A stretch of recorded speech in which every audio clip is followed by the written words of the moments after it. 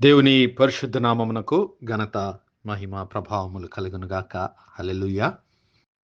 మరొకసారి ఈ అనుదిన బైబిల్ ధ్యానములకు మీ అందరినీ మన రక్షకుడు ప్రభువైన యేసు క్రీస్తుల వారి పరిశుద్ధ నామములో ప్రేమతో ఆహ్వానిస్తున్నాను. ప్రియులారా, క్రిస్మస్ ఋతువులో మొదటి వారంలో క్రీస్తు ప్రభుల వారి ఆగమనం గురించి మనము ధ్యానిస్తూ ఉన్నాం. మొదటి వారంలో యేసు క్రీస్తు ప్రభుల వారు మన నిరీక్షణ అయ్యున్నాడు.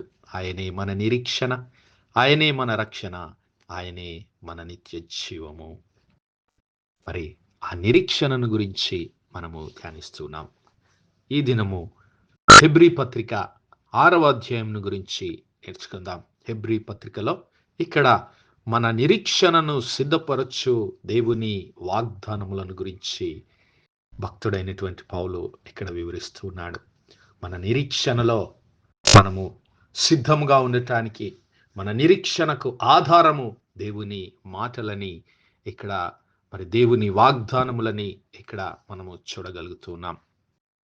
హెబ్రీ పత్రిక 6వ అధ్యాయము మొదటి నుంచి గమనిస్తే, కాబట్టి నిర్జీవ క్రియలను విడిచి మారు మనస్సు పొందుటయు, దేవుని అందలి విశ్వాసమును, బాప్తిస్మములను గూర్చిన బోధయు, హస్త నిక్షేపణమును, మృతుల పునరుత్థానమును, నిత్యమైన తీర్పును అను పునాది మరలా వేయక క్రీస్తును గూర్చిన మూలోపదేశము మాని సంపూర్ణుల మగుటకు సాగిపోదము. దేవుని నామానికి మహిమ కలుగును గాక. ప్రియులారా, ఇక్కడ మరి పరిశుద్ధుడైనటువంటి పౌలు ఇంకా మరి క్రీస్తులో మనం అందరము సంపూర్ణుల మగు వరకు సాగిపోదామని పిలుపునిస్తూ ఉన్నాడు. క్రీస్తు మహిమలోనికి మనము మార్చబడాలి. క్రీస్తు ప్రభుల వారి సంపూర్ణతలోనికి, పరిపూర్ణతలోనికి, ఆయన స్వరూపములోనికి మనము మార్చబడాలి అనేటువంటి అంశము పైన మనము నేర్చుకోవాలి. అందులో మనము మరి సాగిపోవాలి. ఇంకా మనము మొదటి స్థితిలోనే ఉండకూడదు. ఇంకా మారు మనస్సు పొందుట, విశ్వాసము, బాప్తిస్మము, హస్త నిక్షేపణ, మృతుల పునరుత్థానం, వీటి గురించి కాదు. కానీ ఇదిగో క్రీస్తు ప్రభుల వారు ఏ విధంగా తను తాను దేవుని చిత్తానికి సంపూర్ణముగా సమర్పించుకున్నాడో, తను తాను రిక్తునిగా చేసుకొని దేవునికి సంపూర్ణముగా తన్ని ఏ విధంగా అప్పగించుకున్నాడో, దేవుని చిత్తానుసారముగా దేవుని ఆత్మ చేత నింపబడి ఏ విధంగా నడిపించబడాలో ఆ స్థితికి మనము చేరుకోవాలని పౌలు ఇక్కడ హెబ్రీలో ఉన్నట్టు హెబ్రీ సంఘానికి పిలుపునిస్తూ ఉన్నాడు. ప్రియులారా, క్రీస్తును గూర్చిన మూలోపదేశము మాని సంపూర్ణుల మగుటకు సాగిపోదాము. అంటే ఆయన ఏమంటున్నాడంటే, ఇదిగో దేవుడు సెలవిచ్చిన ఎడ్లా మనం అలాగూ చేయదము. ఒకసారి వెలిగింపబడి పరలోక సంబంధమైన వరమును రుచి చూచి పరిశుద్ధాత్మలో పాలివారై, హల్లెలూయా, పరిశుద్ధాత్మలో పాలిభాగస్థులము, దేవుని దివ్యవాక్యమును, రాబోవు యుగ సంబంధమైన శక్తుల ప్రభావమును అనుభవించిన తర్వాత తప్పిపోయిన వారు ఎవరు? మరి సంపూర్ణులయ్యేవారు ఎవరు అంటే, ప్రియులారా, పరిశుద్ధాత్మలో, దేవుని పరిశుద్ధాత్మలో పాలిభాగస్థులైనటువంటి వారం. దేవుని వాక్యం యొక్క శక్తిని, అలాగే రాబోతున్నటువంటి యుగములో దేవుని శక్తిని కనబరిచేటటువంటి దేవుని వాక్యం యొక్క, దేవుని వాగ్దానముల యొక్క శక్తిని తెలుసుకున్న వారమై ఇవన్నిటిని అనుభవించిన తర్వాత కూడా ఇంకా మనము మరి ఈ లోకానుసారమైన జీవితము, లేదంటే మరి ఇంకా క్రీస్తు ప్రభుల వారి నుంచి, క్రీస్తు ప్రభుల వారికి విరోధమైనటువంటి జీవితాన్ని గనుక మనము జీవిస్తే, ఇదిగో మనము దేవుని కుమారుని విషయంలో తప్పిపోయినటువంటి వారం అవుతామంటున్నాడు. క్రీస్తు ప్రభుల వారిని తిరిగి సిలువ వేసిన వారం అవుతామంటున్నాడు. కాబట్టి నా సహోదరుడా, నా సహోదరి, దేవుని పరిశుద్ధాత్మ చేత నడిపించబడిన వారమైనటువంటి మనము, దేవుని వాక్యపు శక్తిని, దేవుని ఆత్మ బలమును ఎరిగినటువంటి మనము, క్రీస్తు ప్రభుల వారి రక్షణను రుచి చూచినటువంటి మనము, దేవుని మాటలయందు, దేవుని వాగ్దానములయందు నమ్మకించి ఆయనకు సంపూర్ణముగా మనలను మనము సమర్పించుకొనబద్ధులమై ఉంటున్నాం. అందుకే ఆయన అంటాడు, 11వ వచనం నుంచి. కాబట్టి మీరు మందులు కాక విశ్వాసము చేతను ఓర్పు చేతను వాగ్దానములను స్వతంత్రించుకొని వారిని పోలి నడుచుకున్నట్లుగా మీలో ప్రతివాడును మీ నిరీక్షణ పరిపూర్ణమగు నిమిత్తము మీరిది వరకు కనబరిచిన ఆసక్తిని తుదమట్టుకు కనబరచవలెనని అపేక్షించుచున్నాను. హల్లెలూయా. ప్రియులారా, క్రీస్తు స్వరూపంలోనికి నీవు నేను మార్చబడాలి అంటే నీకు నాకు కావలసింది ఓర్పు కావాలి, సహనం కావాలి. దేవుని వాగ్దానములను నీవు నేను స్వతంత్రించుకోవాలి. నీవు నేను క్రీస్తు ప్రభుల వారి స్వరూపంలోనికి సంపూర్ణముగా మార్చబడాలి అంటే నీకు నాకు ఓపిక అవసరమై ఉంటున్నది, ఓర్మి అవసరమై ఉంటున్నది, విశ్వాసం అవసరమై ఉంటున్నది. వాటన్నిటినీ కడమట్టుకు సాగించవలసినటువంటి వారమై ఉంటున్నాం. తుదమట్టుకు మన నిరీక్షణ సంపూర్ణమగు వరకు, అనగా క్రీస్తు ప్రభుల వారి మహిమలోనికి మనం మార్చబడేంత వరకు. హల్లెలూయా. తుదమట్టుకు నీవు నేను ఆ యొక్క నిరీక్షణను కొనసాగించవలసిన వారమై ఉంటున్నాం. ఇదిగో దేవుడు అబ్రహామునకు వాగ్దానం చేసినప్పుడు తనకంటే ఏ గొప్పవాని తోడు అని ప్రమాణం చేయలేకపోయాను గనుక తన తోడు అని ప్రమాణం చేసి నిశ్చయముగా నేను నిన్ను ఆశీర్వదింతును, నిశ్చయముగా నిన్ను విస్తరింపజేతును అని చెప్పాను.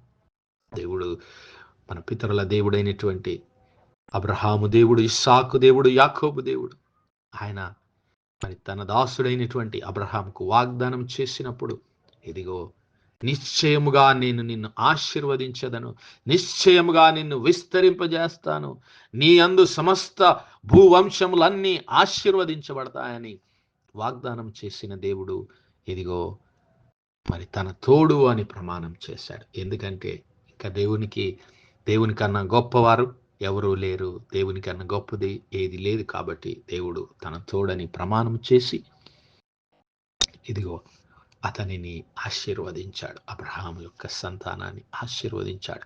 ఆ అబ్రహాము సంతానమే మన నిరీక్షణ అయినటువంటి క్రీస్తు ప్రభుల వారు. హల్లెలూయా.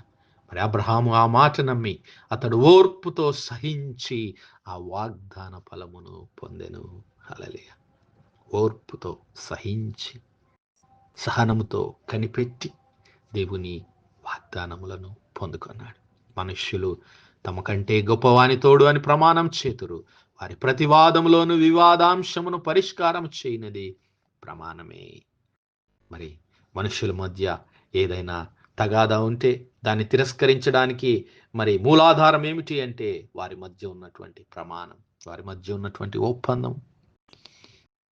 మరి దేవుడు మనకు వాగ్దానం చేశాడు, తన దాసుడైనటువంటి అబ్రహాము ద్వారా ఈ లోకమంతటిని నిశ్చయముగా ఇదిగో అబ్రహాము సంతానాన్ని దేవుడు ఆశీర్వదిస్తానని వాగ్దానం చేశాడు. అబ్రహాము సంతానాన్ని నిశ్చయముగా విస్తరింపజేస్తానని దేవుడు వాగ్దానం చేశాడు. కాబట్టి నీవు నేను ఇదిగో ఆ వాగ్దానాన్ని గట్టిగా పట్టుకుందాం. ఆ వాగ్దానమే మన నిరీక్షణ, ఆ వాగ్దానమే యేసు క్రీస్తు ప్రభుల వారు. హల్లెలూయా. మరి ఈ విధముగా దేవుడు తన సంకల్పము నిశ్చలమైనదని ఆ వాగ్దానమునకు వారసులైన వారికి మరి నిశ్చయముగా కనబరచవలెనని ఉద్దేశించిన వాడై. హల్లెలూయా. ఇక్కడ 2 విషయాలు గమనించాలి. దేవుడు తన సంకల్పము, తన వాగ్దానము, తన ప్రణాళిక నిశ్చలమైనదని దేవుడు సెలవిస్తూ ఉన్నాడు. అంతేకాదు వాగ్దానమునకు వారసులైన వారికి, మరి ఆ వాగ్దానమునకు ఎవరు వారసులు అనగా ఓపికతో దేవుని ప్రియ కుమారుడైనటువంటి క్రీస్తు ప్రభుల వారి నామమందు విశ్వాసం ఉంచి ఆయన మాటలను అంగీకరించి తమ జీవితాలను సమర్పించుకున్నటువంటి వారే, క్రీస్తు ప్రభుల వారిని తమ స్వంత రక్షకుడిగా అంగీకరించి తమ హృదయాలను సమర్పించుకున్న వారే. వారెవరు అంటే ఇదిగో క్రీస్తు ప్రభుల వారి యందు సంపూర్ణులుగా చేయబడుతున్నటువంటి వారు. ఈ విధముగా దేవుడు తన సంకల్పము నిశ్చలమైనదని ఈ వాగ్దానమునకు వారసులైన వారికి మరి నిశ్చయముగా దాన్ని కనపరచవలనని ఉద్దేశించిన వాడై తాను అబద్ధమాడని నిశ్చలమైన 2 సంగతులను బట్టి మన ఎదుట ఉంచబడిన నిరీక్షణను చేపట్టుటకు. హల్లెలూయా. మనకిచ్చినటువంటి ఆ వాగ్దానం, ఆ నిరీక్షణ, ఆ క్రీస్తు ప్రభుల వారి మహిమలో నీవు నేను పాలిభాగస్థులము అవడానికి, ఆ నిత్య జీవంలో నీవు నేను పాలిభాగస్థులం అవుతామన్నటువంటి ఆ నిరీక్షణకు మరి దేవుడే ఆధారమై ఉంటున్నాడు. మన ఎదుట ఉంచబడినటువంటి నిరీక్షణను చేపట్టుటకు శరణాగతులమైన మనకు బలమైన ధైర్యము కలుగునట్లు ప్రమాణం చేసి వాగ్దానమును దృఢపరిచాను. దేవుడే వాగ్దానం చేశాడు. ఆయన నమ్మదగిన దేవుడు, ఆయన మారని దేవుడు, మార్పులైనటువంటి దేవుడు. ఆయన వాగ్దానం చేశాడు. అయితే ఈ నిరీక్షణ నిశ్చలము స్థిరమునై మన ఆత్మకు లంగరు వలె ఉండి తెర లోపల ప్రవేశించుచున్నది. హల్లెలూయా. ఈ నిరీక్షణే నిన్ను నన్ను దేవుని సన్నిధిలోనికి నడిపించేది, ఆ పరలోకంలోనికి నిన్ను నన్ను నడిపించేది, క్రీస్తు ప్రభుల వారి మహిమలోనికి నిన్ను నన్ను నడిపించేది.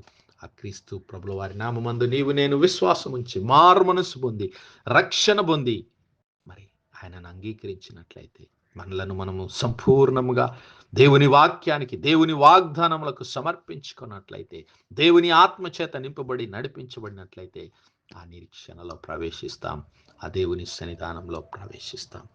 అందుకే పౌలు అంటాడు ఎఫెసీ సంఘానికి రాస్తూ, ఎఫెసీ పత్రిక 4వ అధ్యాయం 11 నుంచి 12 వచనాల్లో మనం గమనిస్తే, మనమందరము విశ్వాస విషయంలోను దేవుని కుమారుని గూర్చిన జ్ఞానము విషయంలో ఏకత్వము పొంది సంపూర్ణ పురుషుల మగు వరకు. హల్లెలూయా.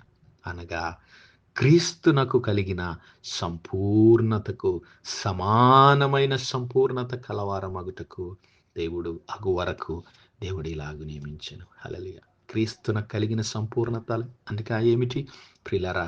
ఇదిగో క్రీస్తు ప్రభుల వారిని నీవు నేను గమనిస్తే ఆయన మనస్సు ఎలాంటిదో, ఆయన ఎలాంటి వాడో నీవు నేను గ్రహించగలుగుతాం.